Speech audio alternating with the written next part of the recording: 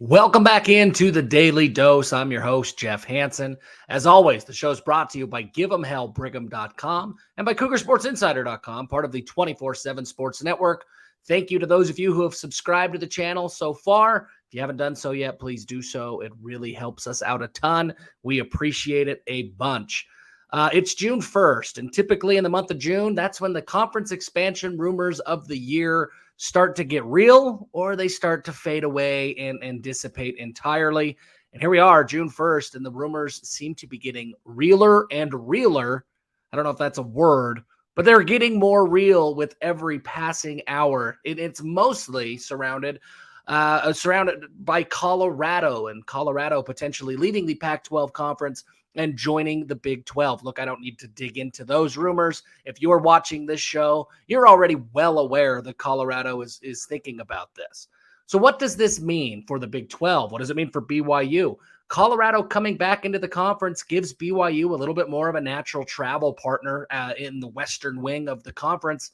But I don't know if that really matters. I don't think it's that big of a deal. I mean, if you're from West Virginia, you're the West Virginia basketball team, and you have a western swing of basketball games, does it make a difference if you go to Boulder and Provo instead of Lubbock and Provo? I don't think so. So the whole travel partner thing is kind of an overplayed argument in my mind.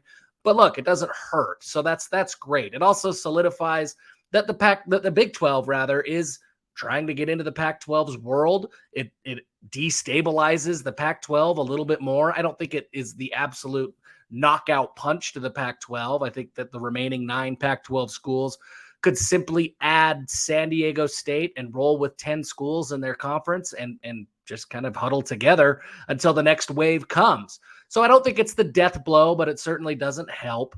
And Colorado has the potential to be competitive. I think that once they left the Big 12 conference, lost some of those natural recruiting ties in Texas, that's when they really started to struggle. They were never a perennial program, a perennial power in the Big 12, but they were competitive. And then they had moments of absolute elite play.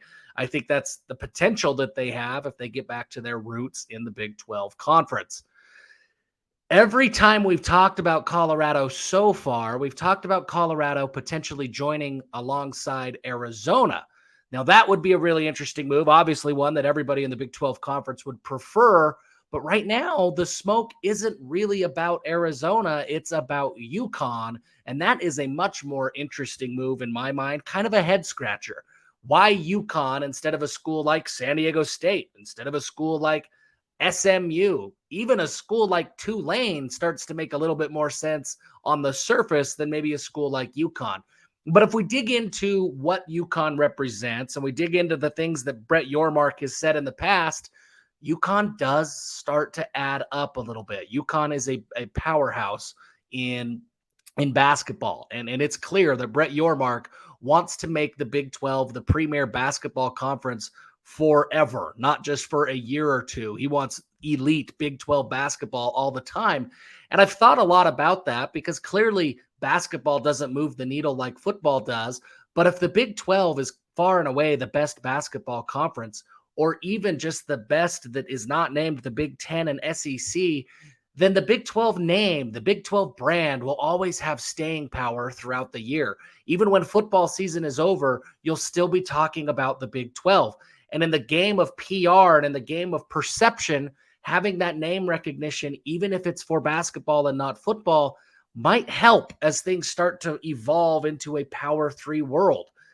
It's a small thing, but it is a thing, and it's something that needs to be accounted for.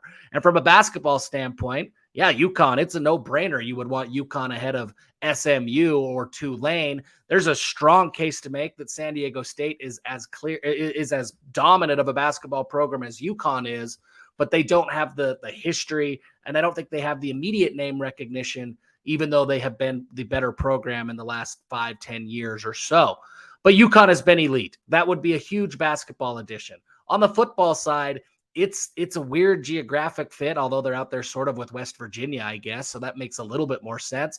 But it's a weird fit for the conference. But let's not forget that it wasn't that long ago that UConn was going to BCS bowl games as members of the Big East Conference. This is a team that has had success when they have had the resources as a power program. And it's reasonable to believe that with those resources, they could get back to that level. They are similar to Cincinnati in that regard, that when Cincinnati was in the Big East, they had success there too. They got relegated to the American, and they still found ways to win. But there's a lot of belief that Cincinnati with Power 5 resources can get back to a dominant level at a national brand. It's possible that UConn could make that same kind of jump. So if you look at it, I do think that UConn starts to make more sense in terms of what Brett Yormark has said he wants for his conference. I think it makes more sense than a San Diego State or than an SMU or somebody like that, a Fresno. I think it makes more sense, but it is a little bit of a head-scratching fit. But Colorado is a no-brainer. If you can get Colorado back into the Big 12 conference, it says a lot of things about the Big 12 and how far they've come. The Big 12 lost Colorado, 10, 12 years ago because Colorado thought the grass was going to be greener. If Colorado comes back and says, hey, you know what? We got it wrong. The grass is plenty green right here in the Big 12 conference. That, I think, sends a loud message to any other schools potentially considering joining the Big 12. Obviously, there's going to be a lot of things that play out over the coming weeks. June's a big month. All of these things really kind of have to be wrapped up by the end of June. So we'll see. We'll see what happens. I would expect to see some more formal news over the course of the next week or two, and then maybe official news shortly thereafter. Thank you so much for tuning in to the Daily Dose. And until next time, give them hell.